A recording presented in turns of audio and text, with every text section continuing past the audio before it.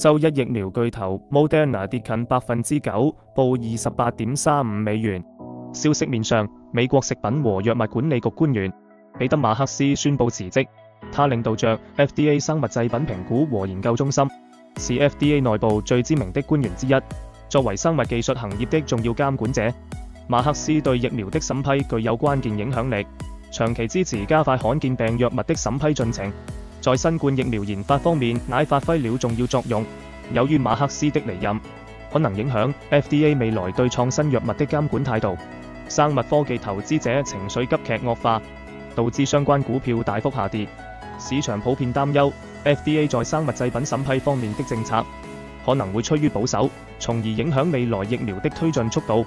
短期內，由於市場對 FDA 政策不確定性的擔憂， Moderna 的股價可能繼續承壓。技術面上，原本就處在弱支撐位置，而此次的破位將會帶來一定的下行空間。然而，考慮到其強大的技術基礎及不斷擴展的市場機會，一旦市場情緒穩定，股價有望逐步反彈。長期來看， Moderna 的股價走勢將取決於其新產品線的市場表現，